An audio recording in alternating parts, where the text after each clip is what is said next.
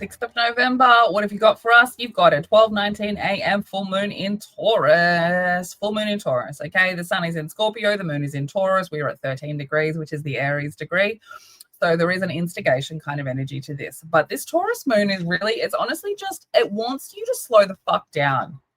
And it wants you to be present, right? Like a Taurus full moon wants you to connect with your senses, connect with your body, connect with the earth around you, right? It wants you to enjoy beauty for the sake of enjoying beauty. It wants you to be stable within yourself, right? It understands like the physicality of the world. Scorpio, which is where the sun is, Scorpio at the other end of that axis, the axis of possession, right? But Scorpio is about the mystical, right? About the spiritual, about the depths and the shadows and all of those things. And Taurus is about the physical. Taurus brings that physical space, right? It allows us a way to experience that Scorpio mysticism, right? And so this opposition, it's trying to find balance between those two things, right? Balance between the death and rebirth, and then the Taurus kind of energy of birth in a lot of ways, right? And we've got that Scorpio sun is being ruled over by the Mars in Sag and also the Pluto in Aquarius, right? So there is this like journey of authenticity that we are kind of going on. And this moon in Taurus is kind of asking us to now bring that internal journey into the physical world and enjoy it, right? And to really understand what worth means, like what worth means. If all you are kind of basing worth on is finances, you are doing it wrong. And sometimes that Taurus energy can be very much like that, especially depending on where it sits in your chart, right? But Taurus rules the second house, so it's about worth. And so this full moon, we're really questioning like what that means, like what worth means, what abundance means, what beauty means, what do these actually mean, and making sure that we are looking at both the material world things, but also the Scorpio things, right? The internal things, the creative things, the emotional things, okay?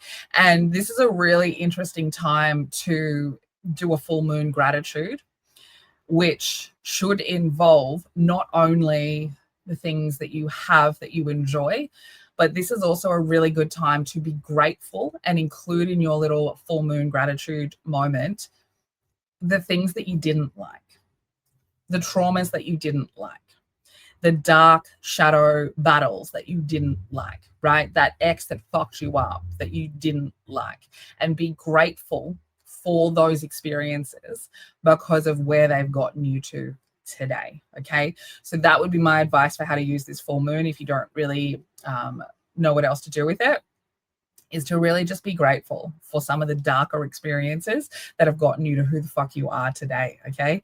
So at 2:23 a.m., we get this semi-square to that Neptune at 29 degrees. So the moon is going to be at the Taurus degree, and this is that moment that I was just talking about, of really being able to go back through the past and really understand that some of those shadowy, dark, traumatic moments, they actually made you who you are, and being grateful for those things, okay?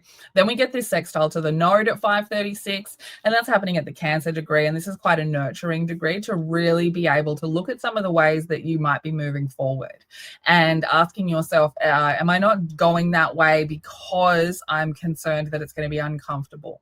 Okay, because Taurus doesn't really like change very much, but this aspect is going to help you kind of, okay, well, just because it's an uncomfortable thing doesn't mean it's not the right thing to do, right? And then we get semi-sextile at the Aquarius degree, 23 degrees, which now we're seeing, because Chiron is in retrograde, right? So now we're finding the authenticity after we've integrated some of those wound things, okay? All of those childhood wounds that affected your identity, as we've integrated that, we can use these aspects to really understand like where your authenticity was hidden, right? In like a thing that your dad said to you when you were 5 and you locked that part of you away.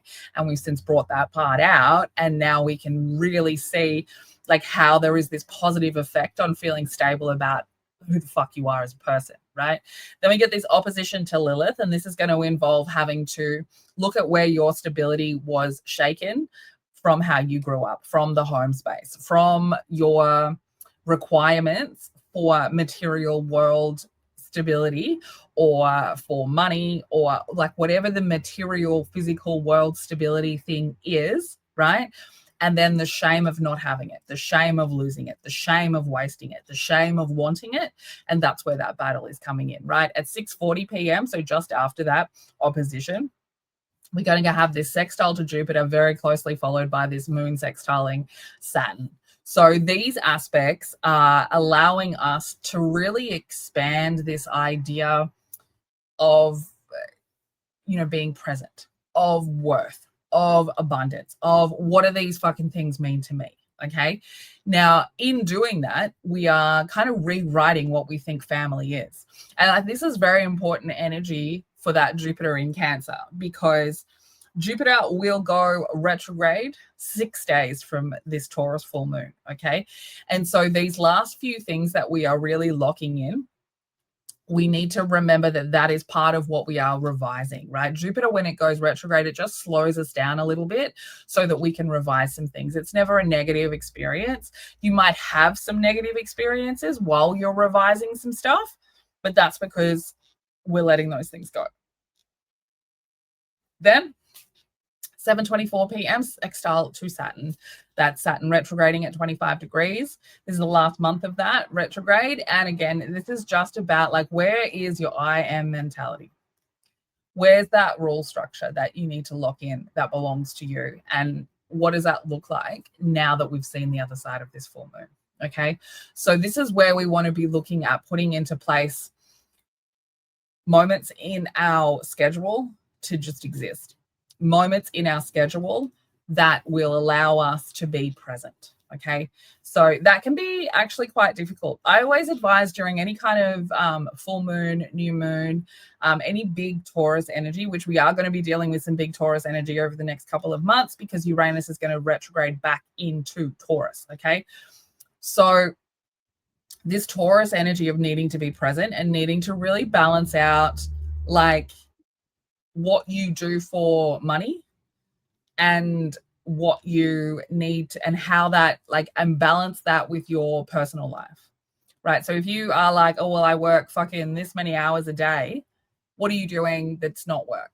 Like, where is the other part of your worth? Because that's just financial worth. Where's your spiritual worth? Where's your emotional worth? And how do you take care of those things? Okay. So big questions that can be asked around this full moon.